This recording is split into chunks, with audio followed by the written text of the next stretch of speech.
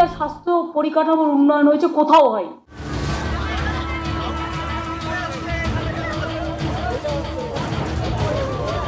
I can challenge it. I can challenge it.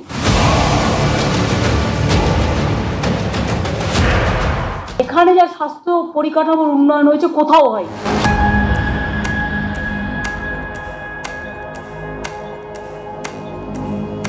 I can challenge it.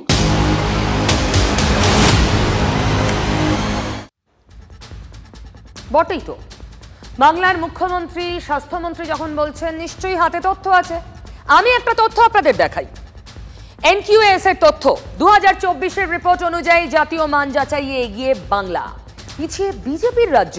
পশ্চিমবঙ্গে 12,859টি হাসপাতাল এবং স্বাস্থ্যকেন্দ্র, তার মধ্যে 3,039টি স্বাস্থ্যকেন্দ্রেই পরিকাঠামোর নিরিখে জাতীয় মান যাচাইয়ে পাস। বাংলায় প্রথম, তবে শতাংশের হিসেবে বাংলা 3-এ।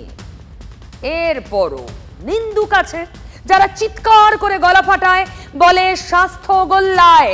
চোখ ফেরালে কত সরকারি সুপার স্পেশালিটি, মাল্টি স্পেশালিটি, ঝা চকচকে বিল্ডিং, কিন্তু বিল্ডিং এর ভিতরে কি আছে? বিল্ডিং এর ভিতরে একটা ছবি দেখাবো আপনাদের শুরুতেই। ছবিটা দেখুন, এটাও রাজ্যের একটা সরকারি হাসপাতালের ছবি। এটা একটা ওটির ভিতরের ছবি, মানে অপারেশন থিয়েটার। হাসপাতালটা উলুবেড়িয়া মেডিকেল কলেজ। হাওড়ার উলুবেড়িয়া মেডিকেল কলেজের অপারেশন থিয়েটারের ছবি কেন দেখাচ্ছি? প্রসূতির অস্ত্রোপচার চলছে, তার মধ্যেই ওটি পরিষ্কার হচ্ছে অ্যাসিড দিয়ে, সালফিউরিক অ্যাসিড। ওটিতে কাদা, অ্যাসিডের ঝাঁঝে ডাক্তার স্বাস্থ্যকর্মী কাশছেন। এবার আপনি বলুন, এমন পরিকাঠামো অন্য রাজ্যের আর কোন সরকারি হাসপাতালে আছে? দেখতে পাবেন কত অ্যাডভান্সড। এখানে ওটি হচ্ছে টেবিলে শুয়ে রোগী, ওখানে অ্যাসিড, ঝাঁঝে কেশে হেঁচে একসা।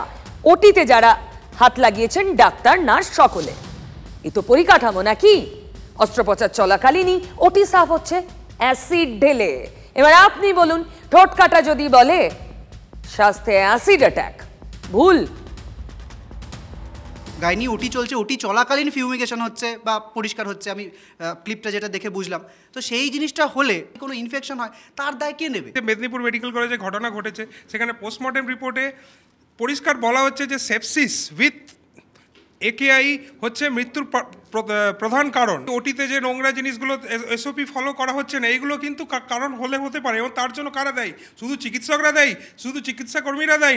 সেই দায় কি তাহলে সে যে জুনিয়র চিকিৎসক, ও আবার একটা ওটি রেজিস্টার খোলা হবে যে সেখানে কোন কোন জুনিয়র ডাক্তার ওখানে চিকিৎসা করছিলেন সেই সময়, দিয়ে তাদেরকে সাসপেন্ড করে দেওয়া হবে। যে সিস্টার থাকবেন তাকে সাসপেন্ড করা হবে। ওটি প্রোটোকল শেখাচ্ছিলেন না চিফ সেক্রেটারি ওই মেদিনীপুর মেডিকেলের পর, স্যালাইন কাণ্ডের পর? উলুবেড়িয়ার ওটিতে প্রোটোকল ছিল তো? প্রশ্ন করে ঠোঁটকাটা, এটাই তো দোষ। মেদিনীপুরে প্রসূতি মৃত্যুর দায় তো চিকিৎসকদের ঘাড়েই চাপানো হয়েছিল, তাই না? শুনুন একবার কি বলেছিলেন মুখ্য সচিব। এই যে স্যালাইনের কথা আপনারা বলছেন, অনেক স্টেটে এখনো চলছে। আপনি যদি কর্ণাটকে যে ওরা রিপোর্টটা দিয়েছিল যে কেন আরএলকে ক্যান্সেল করা হলো, কেন ব্ল্যাকলিস্ট করা হলো, সেখানে স্পষ্টত লেখা আছে ব্যাকটেরিয়াল এন্ডোটক্সিস পাওয়া গেছে। এটা থেকে বাজে রকমের ইনফেকশন সব কিছুই হতে পারে। মানে গুণমান কোথায়? তাহলে কর্ণাটকে কি এই জুনিয়র ডাক্তাররা আমরা গিয়ে ওখানে এসব করলাম? একই স্যালাইন যদি অন্য জায়গাতেও থাকতো, সেখানে তো কোনো ঘটনা ঘটেনি। এখানে ঘটনাটা তো অন্যরকম হয়ে গেছে।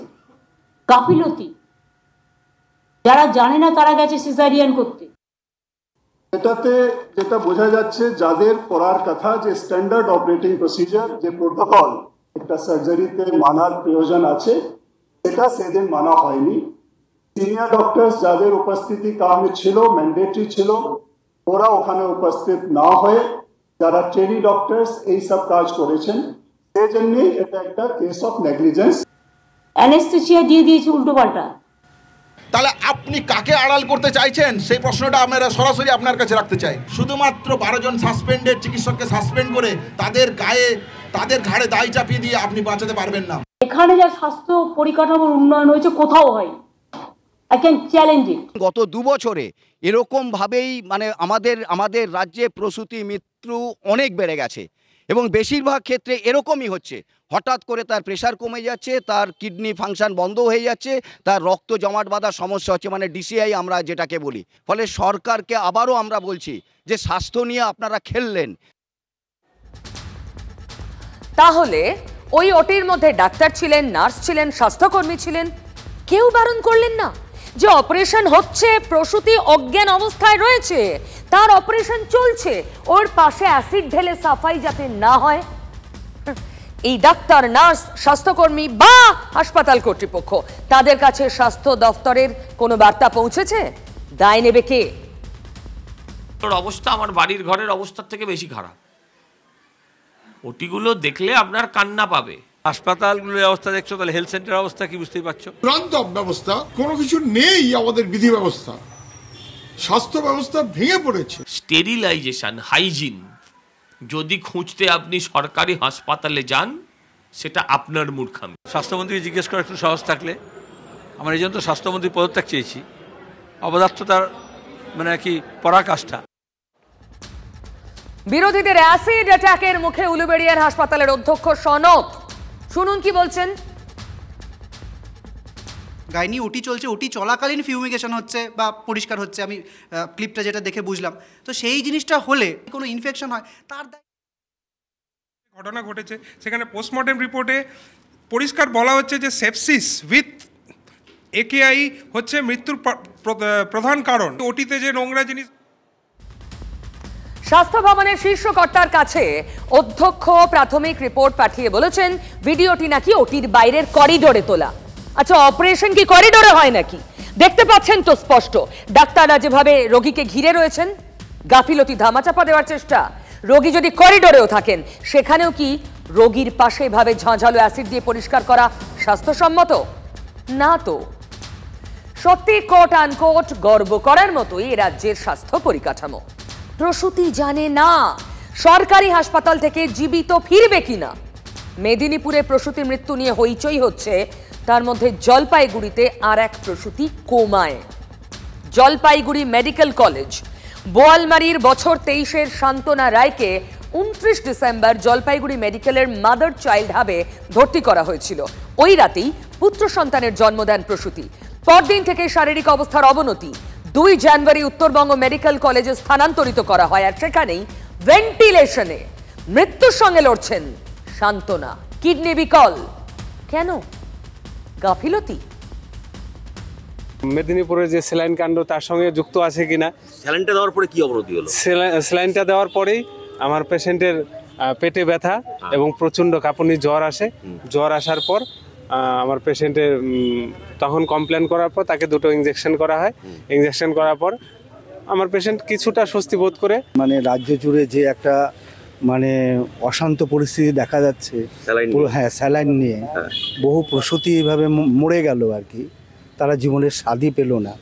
ব্ল্যাক অ্যান্ড হোয়াইটে কি অবস্থা হয়েছে, নাহলে পেশেন্ট এত কম বয়সে এইভাবে ডিটোরিয়েট করে যাচ্ছে, এটা একটা কিন্তু চিন্তার বিষয়। চিন্তার বিষয় তো বটেই। 2020-র পরে এখনো পর্যন্ত প্রসূতির মৃত্যুর অনুপাত সরকারিভাবে প্রকাশিত হয়নি, তবে প্রত্যেকটা রাজ্য নিজস্ব হিসেব রাখে। সেখানে বাংলার অবস্থা উদ্বেগজনক। ঠিক শুনছেন, উদ্বেগজনক। দেখুন, স্যাম্পল রেজিস্ট্রেশন সিস্টেমের রিপোর্ট অনুযায়ী দেশের সার্বিক এমএমআর ছিল 97, সেখানে পশ্চিমবঙ্গে ছিল 103। 2018 থেকে 2020-র মধ্যে গত বছর 24-এ এপ্রিল থেকে জুন রাজ্যে ম্যাটারনাল মর্টালিটি রেশিও অর্থাৎ প্রসূতির মৃত্যুর অনুপাত 103, যেখানে গোটা বিশ্বের লক্ষ্য 2030-এর মধ্যে এই অনুপাত 70-এর নিচে নামিয়ে আনা। প্রতি 1 লক্ষ জীবিত সন্তান প্রসবের নিরিখে এই হিসেব। যেখানে প্রসূতির মৃত্যু ঠেকানো যায় না, দায়ে ঠেলাঠেলি হয়, সেখানে স্বাস্থ্য পরিকাঠামো নিয়ে বড় বড় কথা সাজে। 2022 সাল 23-24 এই সময় বিভিন্ন ধরনের ম্যাটারনাল ডেথ হয়েছে এই সেম প্যাটার্নের ডিজিটের উপর, যে প্রেগনেন্সি, সেখান থেকে অ্যাকুট কিডনি ইঞ্জুরি, সেখান থেকে হিমোলাইসিস, সেখান থেকে কোয়াগুলোপ্যাথি, শক, সেম প্যাটার্নের ডেথ বহুদিন ধরে হচ্ছে। তাহলে স্বাস্থ্য ভবনের ভূমিকা কী? স্বাস্থ্য ভবন কী করছিল? তাহলে স্বাস্থ্য ভবন থাকার তো আর কোনো প্রয়োজন নেই। আন্দোলনের জায়গা থেকে আমরা যেটা বলেছিলাম যে সদিচ্ছা থাকলে এই জায়গাটা সম্ভব। সদিচ্ছা রাজ্য সরকারের দিক থেকে এখনও যে অভাব, সেই অভাবটা বারবার ফুটে উঠছে। বারবার বলছি যে এই স্বাস্থ্য দপ্তর অপদার্থ। অনিকেত দেবাশিসরা কি স্বাস্থ্য দপ্তরের সঙ্গে সংঘাতের জেরে এসব বলছেন? গত বছর প্রসূতি মৃত্যুর অনুপাত 103-এ পৌঁছানোর পরই উচ্চ পর্যায়ের কমিটি তৈরি হয়। সংক্রামক রোগ, স্ত্রী রোগ, ক্রিটিক্যাল কেয়ার এবং নেফ্রোলজির বিশেষজ্ঞ ডাক্তাররা কমিটিতে ছিলেন। প্রাথমিক রিপোর্টে ওষুধের গুণগত মান নিয়েই প্রশ্ন ওঠে, ওষুধের পার্শ্ব প্রতিক্রিয়া। যদিও স্বাস্থ্য দপ্তরের শীর্ষকর্তারা বলে আসছেন সিনিয়র স্ত্রী রোগ চিকিৎসকদের উপস্থিতি, নাবালিকা প্রসূতি এবং অপারেশন থিয়েটার কতটা সংক্রমণ মুক্ত সেই বিষয়গুলো তলিয়ে দেখা প্রয়োজন। এতদিনেও তাহলে হলো না কেন? শুধু আর্থিক ক্ষতিপূরণ দিয়ে দায় ঝাড়া সম্ভব? তো আমি মনে করি যে মৃত্যুর বিকল্প কোনো সান্ত্বনাতেই কাজে লাগে না, সাহায্যেও কাজে লাগে না। তবুও মৃত পরিবারকে আমরা 5 লাখ টাকা ও পরিবারকে দেওয়ার জন্য আমরা অনুরোধ করছি। এবং তার পরিবার থেকে যদি কেউ চাকরি করতে চায়, যেহেতু এটা আমাদের ডাক্তারদের নেগলিজেন্সি। প্রসূতি মৃত্যুর দায়টাকে আপনি 26 টাকার স্যালাইনে যে দুর্নীতি হয়েছে সেই দুর্নীতির দায় এড়াতে, আপনি প্যারাসিটামলে যে দুর্নীতি হয়েছে সেই দুর্নীতির দায় এড়াতে লিভোফ্লক্সাসিন থেকে শুরু করে আরও 10টা মেডিসিনের যে দুর্নীতি হয়েছে, যেটা 10 বছর আগে অন্য রাজ্য ব্ল্যাক লিস্টেড করে দিয়েছে। এই যে স্যালাইনের কথা আপনারা বলছেন, অনেক স্টেটে এখনো চলছে, খোঁজ নিন। কিভাবে, কার উদ্দেশ্যে, কে কোন প্রফিটে এই মেডিসিনগুলো চালালো, সেই কোশ্চেনগুলো আসছে না। দেখুন, স্বাস্থ্য নিয়ে যখন কথা বলছি তখন স্বাস্থ্যক্ষেত্রে ঘটে যাওয়া নানা ঘটনা নিয়ে রাজনীতির কথা বলতেই হবে।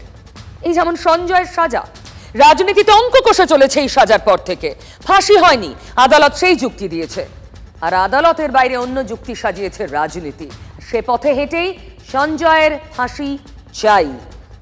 আপনারা দেখেছিলেন আরজিকর কেসে আমি বলেছিলাম আমরা ফাঁসি চাই। যারা এত পৈশাচিক অত্যাচার করে, যদি কেউ দানবিক হয়, যদি কেউ পাশবিক হয়, তাহলে সমাজ কি মানবিক হতে পারে? ইতিমধ্যে তিলোত্তমা মামলার রায়কে চ্যালেঞ্জ করে হাইকোর্টে কড়া নেড়েছে রাজ্য। বিচারপতি দেবাংশু বসাকের ডিভিশন বেঞ্চে মামলা হয়েছে। আগামী সপ্তাহে এজলাসে মামলা উঠতেও পারে। কি বুঝলেন? আরজিকর মামলা নিয়ে বঙ্গের শাসক দল দেরি করেনি, একেবারে তাড়াতাড়ি হাইকোর্টে মামলা ঠুকে দিল বিরোধীদের কিস্তিমাত দিতে। সঞ্জয়ের সাজা ঘোষণার 24 ঘন্টা কাটতে না কাটতেই রাজ্য সরকার দ্বারস্থ হয়েছে আদালতে। তাদেরকে প্রথম যেটা জানাতে হবে যে এই মামলায় যেহেতু তারা সরাসরি যুক্ত ছিল না, কেন সঞ্জয়ের ক্ষেত্রে তারা ফাঁসি চাইছেন। সোমবার সঞ্জয় রায়ের সাজা ঘোষণা হলো। তখনই তো বলেছিলেন মুখ্যমন্ত্রী, আমাদের হাত থেকে তো কেসটা ইচ্ছা করে কেড়ে নিয়ে চলে গেল। আমরা তো বলেছিলাম আমরা যদি করতে না পারি তাহলে আপনারা সিবিআইকে দিন, আমার কোনো আপত্তি নেই, কারণ আমরা চাই বিচার হোক। এই নরক বিচারদের চরমতম শাস্তি হওয়া উচিত। আই এম নট স্যাটিসফাইড, কারণ আমি ফাঁসি হলে অন্তত মনকে সান্ত্বনা দিতে পারতাম। আর তারপরই খোঁচা দিলেন অধীর চৌধুরী। রাজ্য সুপ্রিম কোর্ট আসছে চোরদেরকে বাঁচানোর জন্য, এই রায়ে সন্তুষ্ট নয় এটা মনে করে তারা হাইকোর্টে গিয়ে, সুপ্রিম কোর্টে গিয়ে আরও বড় তদন্তের দাবি করতে পারে। সঞ্জয় রায়ের কঠোর সাজা চাই।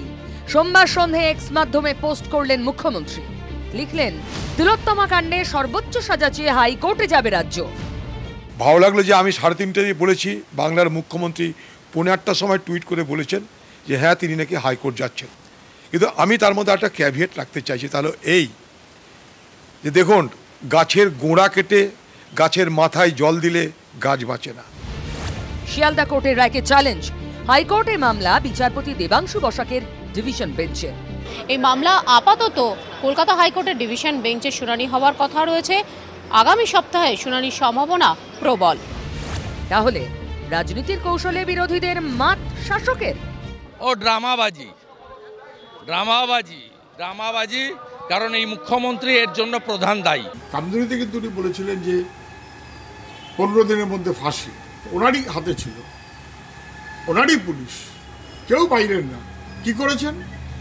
যাই হোক, উনি কোর্টে যাবেন, কোর্টে যাবার অধিকার সবার আছে। এই মুখ্যমন্ত্রী আত্মহত্যার কথা বলেছিলেন, এই মুখ্যমন্ত্রী 10 লক্ষ টাকা ক্ষতিপূরণ দিয়ে মিটিয়ে নেওয়ার কথা বলেছিলেন। এই মুখ্যমন্ত্রী প্রমাণ লোপাটের নায়িকা। বিরোধী দলনেতার চড়া সুর, পাল্টা মুখ্যমন্ত্রীরও। যাবজ্জীবন মানেটা কি? অনেক কেসে আমরা দেখেছি 2-3 বছরে বেরিয়ে গেছে, পেরোলে বেরিয়ে যায়। তারে অন্যায় করেও তাকে ক্ষমা করে দেব? কেন বলবে? এই কেসটা আমি সত্যি শক। কথা মতোই রাজ্য সরকার হাইকোর্টে গেল আজ, আর সব দেখে শুনে তিলোত্তমার বাবা কি বলেছেন জানেন? সেটা আমরা পুরো কালকে রায়ের কপি হাতে পাবো এবং পড়বো, দেখে আমরাই সিদ্ধান্ত নেব। ওনাকে অত ব্যস্ত হয়ে এগিয়েছে কোনো কিছু করতে হবে মুখ্যমন্ত্রীকে, কারণ উনি এতদিন যা করেছেন আর যেন উনি না করেন। আমাদের কাছে এটাই আমাদের অনুরোধ। মুখ্যমন্ত্রী আজও বলেছেন তিনি শকড রায় শুনে, সাজার রায় শুনে। বিরোধীরাও বলেছে পাল্টা। ঠিক সেখান থেকেই আর এক রাজনীতির অঙ্ক কষার শুরু। অন্যায় করেও তাকে ক্ষমা করে দেব? কেন বলবে? এই কেসটা আমি সত্যি শক। বলতে পারেন আমি নিজেও একজন লয়ার ছিলাম, আমি আইনটা পড়েছি। আরে বাপরে বাপ, কোথায় আইন পড়েছে জানা নাই? বাংলার মুখ্যমন্ত্রী তো লিওনার্দো দা ভিঞ্চি সবই জানেন, উনি আঁকতে জানেন, লিখতে জানেন, পড়তে জানেন, নাটক করতে জানেন, এখন শুনছি আইনও তিনি নাকি বিশারদ। কুমারগঞ্জে যখন গুলি চলেছিল পার্থ সিংহ বর্মনের ওপরে, সেদিন বালুরঘাট কোর্টে ছাত্রছাত্রীদের হয়ে আমি একটা কোর্ট পরে দাঁড়িয়েছিলাম এবং ছাত্রছাত্রীদের ছাড়িয়ে এনেছিলাম। আইনটা আমি একটু একটু হলেও বুঝি, আমি অনেকগুলো কোর্টে কেস করেছি। তো এত যখন আইন বিশারদ বাংলার মুখ্যমন্ত্রী, তখন আপনার ট্রায়াল কোর্টের বিচার পর্যন্ত অপেক্ষা করতে হলো কেন? যখন তদন্ত হচ্ছিল, সেই তদন্ত হওয়ার সময় তো আপনি ডাইরেকশন দিতে পারতেন কিভাবে তদন্ত করতে হবে, কিভাবে তথ্য প্রমাণ জোগাড় করতে হবে। আপনি তো পুলিশ মন্ত্রী। This evidence of one SI of police is an eye opener. চোখ খুলে দিয়েছে that police stations are treating the cases in a very indifferent manner. Paschimbanga police সম্পর্কে বলছে, দায়টা কার? মুখ্যমন্ত্রী নেবেন না? তিনি পুলিশ মন্ত্রী না? 14 তারিখে রাত্রে সবাই গিয়ে মিলে ওই খুঁজে খুঁজে সেমিনার রুম কোথায়, এটা কি কোথায় ভাঙতে গেছিল কারা? কেন কলকাতা পুলিশ তদন্ত করলো না? কেন SIT তদন্ত করলো না? কেন এখনো ধরা হলো না? এই শনিবার তিনি বলেছেন সমস্ত তথ্য প্রমাণের ভিত্তিতে তাকে দোষী সাব্যস্ত করা হলো। ফলে রাজ্য সরকার বা কলকাতা পুলিশ যদি তথ্য গোপন করে থাকতো, তাহলে দোষী সাব্যস্তটা হলো কি করে? এখানেই বোঝা যাচ্ছে যে মুখ্যমন্ত্রীর অনেক কিছু লুকোনোর আছে, আর CBI যেগুলো লুকোনো আছে সেগুলো খুঁজতে চাইছে না। এখানেই ওদের যোগসূত্র। সর্বনিম্ন যাবজ্জীবন, সর্বোচ্চ প্রাণদণ্ড। এবার জাজ যদি সর্বনিম্নটা দেন, সেটা জাজের বিষয় আর CBI এর বিষয়। CBI কেন তাকে সর্বোচ্চটা আদায় করে আনতে পারেনি? CBI এর কথা বলছে যারা, তাদের এই কোর্টের রাইট আমি ভালো করে পড়তে বলবো, তৃণমূলের নেতাদেরকে ভালো করে পড়তে বলবো। মমতা বন্দ্যোপাধ্যায়ের যদি সৎ সাহস থাকে, যদি পুলিশ মন্ত্রী হিসেবে উনি দায়িত্ব নেওয়ার মতো ক্ষমতা ওনার থাকে, তাহলে বাংলার জনগণের সামনে এসে তার পুলিশের এই অপদার্থতার জন্য, অপকর্মের জন্য পুলিশ মন্ত্রী হিসেবে তিনি ক্ষমা চাইবেন। কি করে বলেন জাজমেন্ট? একটা জাজমেন্ট আমার পছন্দ হয়নি, যে it is not a rare of the rarest case. আমি মনে করি yes, it is a rare, sensitive and very very heinous crime. এবং ক্রাইম করে যদি কেউ বেঁচে যায়, সে তো আবার ক্রাইম করবার চেষ্টা করবে। মুখ্যমন্ত্রী শকড, আর বিরোধী দলনেতা তিলোত্তমার বাড়িতে গেলেন আজ সন্ধে। তিনিও বললেন আইনি লড়াইয়ে পরিবারের পাশে তিনি। একটা বৃহত্তর আইনি লড়াইতে আমাদের ভিকটিম পরিবার, মানে আমাদের ডাক্তার বোনের পিতা মাতা এবং তার পরিবার, তার শুভানুধ্যায়ীরা নিয়েছেন আরও বৃহত্তর আইনি লড়াইতে যাবেন। তাতে আমি তাদের বাড়িরই একজন হিসেবে মনে করি আমি তাদের সাথে থাকব এবং পূর্ণ সমর্থন সহযোগিতা, তারা যেভাবে সহযোগিতা চাইবে সেটা আমরা করার আমি চেষ্টা করব আমার সীমাবদ্ধ ক্ষমতার মধ্য দিয়ে। বিখ্যাত নোবেলজয়ী বাঙালি অর্থনীতিবিদ অমর্ত্য সেনের একটি বিখ্যাত বই আছে, তর্কপ্রিয় ভারতীয়। আমি বলি তর্কপ্রিয় বাঙালি। বাঙালি বিতর্ক ভালোবাসে। রাজনীতি তো এই জন্যেই এত ফুলে ফেঁপে ওঠে এখানে, আর তার মধ্যে যদি এরকম একটা বিষয়ের সামনে আসে। কোন বিষয়? সৈয়ফ আলী খান। আপনি বলবেন তার সঙ্গে বাংলার কি যোগ? আরে মশাই, সৈয়ফ আলী খানের বাড়িতে যে ঢুকেছে সে তো বাংলাদেশি, নদী সাঁতরে ভারতে ঢুকেছে, সেসব কথায় আসছি। তার আগে সৈয়ফ আলী খান যে হিরোর মতো আজ বেরোলেন হসপিটাল থেকে, দেখুন সে ছবি আর একবার।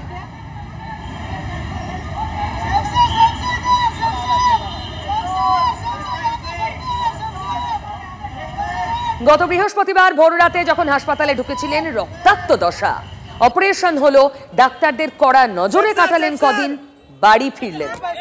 তবে আবার সেই গোড়ার কথাটাই বলছি, এ ছবি অসম্ভবকে সম্ভব করার। পিঠে গাঁথা ছুরি নিয়ে 5 দিন আগে যিনি রক্তাক্ত হয়ে হাসপাতালে গেলেন, এভাবে হিরোর মতো হাসপাতাল থেকে বেরিয়ে আসা সকলের কম্য নয়। এই ছবি তো দেখলেন। এর আগে যখন হাসপাতাল থেকে বেরিয়ে গাড়িতে ওঠেন, এই হাসি মুখে ধরা ছিল। কে বলবে 5 দিন আগে বিভীষিকার মধ্যে, প্রাণ টানাটানির মধ্যে দিয়ে গেছে কয়েকটা দিন। সতগুরু শরণ আবাসনে তিনি যাচ্ছেন না, এমনটাই শোনা যায়। যে বাড়িতে হামলার শিকার হয়েছিলেন তিনি, অন্য বাড়িতে গিয়ে উঠবেন, কিন্তু দিনের শেষে ওই বাড়িতেই পৌঁছন সৈয়ফ। যাক, এই ছবি দেখে একটু শান্তি। সৈয়ফের অবস্থা নিয়ে চিন্তার বিশেষ কিছু আর নেই বলেই মনে হচ্ছে, অন্তত তাকে দেখে। তবে এর মধ্যে অস্বস্তির কাঁটা কোনটা জানেন? সৈয়ফকে হামলা করতে এসেছিল যে তাকে ঘিরে। হামলাকারীর নাম শরীফুল ইসলাম শাহজাদ। বাংলার সঙ্গে তার কানেকশন কিভাবে আগেও দেখিয়েছি। ওপার বাংলা থেকে সে এপারে এলো কি করে, আজ সেটা দেখাবো। সব উত্তরই তো আতিপাতি করে খুঁজছেন তদন্তকারীরা। সেই সূত্রে সামনে এসেছে, বাংলাদেশ থেকে এদেশে আসতে মেঘালয়কে বাঁচে শরীফুল। নদী পেরিয়ে, মেঘালয়ের ডাউকি নদী পেরিয়ে ভারতে ঢুকেছিল সে। কাঁটা তার পেরোনোর পথে আর যায়নি, নদী ছিল ভরসা। অনুপ্রবেশে বিশেষ বাধাও পেতে হয়নি। সেখানে নজরদারি নেই এমন কিন্তু নয়, চেকপোস্ট রয়েছে, ম্যাপে তা স্পষ্ট। কিন্তু এরপরও অবাধ অনুপ্রবেশ, কোনো সমস্যা হয়নি। কেন বলছি জানেন? কারণ শরীফুল এদেশে ঢুকে পড়েছিল গত বছর। মুম্বাই পুলিশের জেরার মুখে শরীফুল ইসলাম শাহজাদ যে কথাগুলি বলছেন তা এক কথায় চাঞ্চল্যকর বললেও কম বলা হয়। গত কয়েক মাস আগে মেঘালয়ের ডাউকি নদী পেরিয়ে ভারতের মাটিতে প্রবেশ করেন এই শরীফুল। এরপরেই তিনি চলে আসেন পশ্চিমবঙ্গে। টানা কয়েক সপ্তাহ একাধিক জায়গায় ঘুরে আধার কার্ড বানানোর চেষ্টা করেন তিনি। আর ঠিক সেই সময় খুকুমনি জাহাঙ্গীর শেখ নামে এক ব্যক্তির আধার কার্ড ব্যবহার করে প্রথম ভারতীয় সিম কার্ড তৈরি করেন তিনি। সময় নষ্ট না করে তৎক্ষণাৎ তিনি চলে যান মুম্বাইতে এবং কাজের খোঁজ করতে থাকেন। খুকুমনির খেলা বুঝলেন? এদেশে ঢুকে মেঘালয় থেকে বাংলায় চলে আসে, দিব্যি ফোনের সিম বাগিয়ে নেয়, শরীফুল হয়ে যায় খুকুমনি। ফোন হাতে পাওয়ার পরই দৌড়ঝাঁপ, ওই যে চাকরি চাই। আর কোনো ভারতীয় পরিচয়পত্র সে পায়নি, তবে এটা একটা বাধা হয়ে দাঁড়ায়। তাই বেশি দিন বাংলায় না থেকে মুম্বাই পাড়ি। আর মুম্বাইতে গিয়ে কি হলো তা তো দেখতে পাচ্ছেন, গোটা দেশ দেখছে। গত বৃহস্পতিবার দেশবাসীর ঘুম ভাঙে এই খবরে, সৈয়ফ আলী খান নিজের বাড়িতে চুরি আটকাতে গিয়ে একের পর এক ছুরির কোপে জখম। শরীফুল এরপরও ঘোল খাইয়েছে গোয়েন্দাদের, কাল ঘাম ছুটিয়েছে। শরীফুল নানাভাবে বিভ্রান্ত করেছে। শুরুতে নিজেকে কলকাতার বাসিন্দা, তারপর আরো অনেক দাবি করে। যার সিম সে রাজ্য থেকে নিয়েছিল, সেই যে ফোনটি, সেটি সব তথ্য ফাঁস করে। তবে ফোন রোজই বাংলাদেশে করা হতো, কল রেকর্ডেই স্পষ্ট। শেষ যা হয়নি তা হলো বিতর্ক, কারণ এক শরীফুলি কি গল্প ফুরিয়ে গেল? অনুপ্রবেশের কাঁটা বরাবর ভোগাচ্ছে ভারতকে। বারবার তাতে জুড়ছে বাংলার নামও। লোকজন এ রাজ্য হয়ে ঢুকে পড়ছে দেশের নানা প্রান্তে। কাশ্মীর যাচ্ছে, মুম্বাইতে তো দেখলেন মমতা বন্দ্যোপাধ্যায় দুষছেন বিএসএফকে।